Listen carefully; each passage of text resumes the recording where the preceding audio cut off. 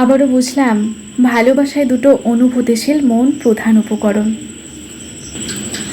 ভালোবাসার যত্নের জন্য বিশাল কিছু অভিজ্ঞতার দরকার হয় না, শুধু দুটো অনুভূতিশীল মনের বড্ড প্রয়োজন। শ্রাবণ মাসের সোমবারগুলোতে ট্রেনের ভিড় লক্ষণীয়। নিত্যযাত্রীর সঙ্গে পূর্ণাত্রে মিলিয়ে এক ভয়ঙ্কর অবস্থা চলছিল ট্রেনে। মারামারি, ধাক্কাধাক্কি, সে এক যুদ্ধ যেন। লেডিসে একটা বছর 23-24-এর মেয়ে উঠল, সঙ্গে তার বয়ফ্রেন্ড। ছেলেটির একটা পায়ে প্লাস্টার করা, রীতিমতো কাতরাচ্ছে। মুখের ভঙ্গিমায় বেশ বোঝা যাচ্ছে কষ্টে আছে। লেডিসে উঠতেই 3জন মহিলা রেডে করে উঠল, আরে এটা লেডিস তো। মেয়েটি খুব শান্তভাবে ছেলেটিকে একটা সিটে বসালো, নিজে দাঁড়িয়ে থাকলো ওর পাশে। কঠিন গলায় বলল, আমায় কি দেখে মনে হচ্ছে?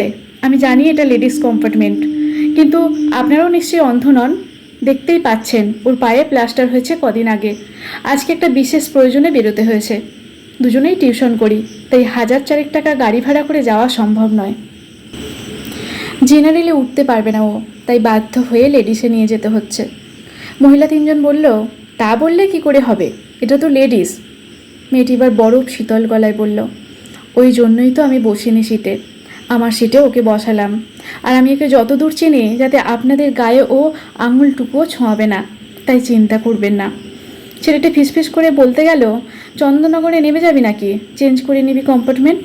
মেয়েটা ধমক দিয়ে বলল, তুই চুপ করে বস। এই বয়সে একজন মহিলাকে সেদিন রাস্তায় বাঁচাতে গিয়েই না তোর পা ভাঙলো। চিন্তা করিস না, তুই এদের ছেলে বা ভাইয়ের বয়সী।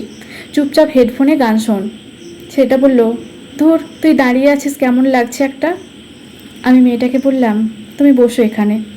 মেয়েটা বলল, না দিদি ভাই, দুজনে দুটো সিট দখল করে গেলে অনেকেই অনেক সমস্যা হয়ে যাবে।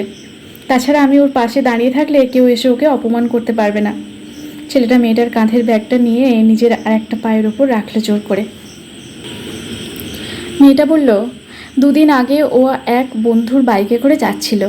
এক ভদ্রমহিলা আচমকা রাস্তার মাঝে এসে পড়ে। তাকে বাঁচাতে গিয়েই পড়ে গিয়ে পা ভেঙেছেন উনি। ছেলেটা লজ্জিত হয়ে মুখ নিচু করে প্রশ্রয়ের হাসি হাসছিল। শাসন, যত্ন, আদর, কত কি নিয়ে গড়ে ওঠে একটা সম্পর্ক। মেয়েটা ঠায় দাঁড়িয়ে এলো ব্যান্ডেল থেকে হাওড়া। সিট ফাঁকা পেলেও বসলো না।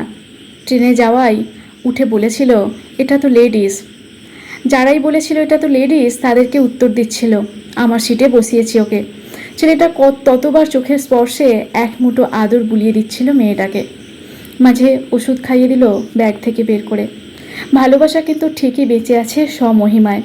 হয়তো সংখ্যাটা কমেছে, কিন্তু নিঃশেষ হয়ে যায়নি। হাওড়া ঢুকলো, আবারও শাসন, চুপটে করে বস, ট্রেনে ফাঁকা হলে নামবো আমরা।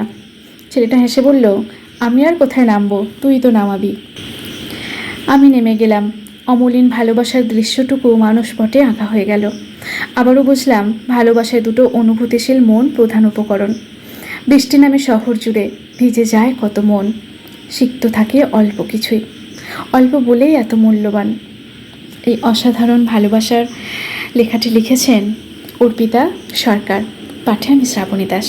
ভালো লাগলে অবশ্যই শেয়ার করে সকলের কাছে পৌঁছে দেবেন।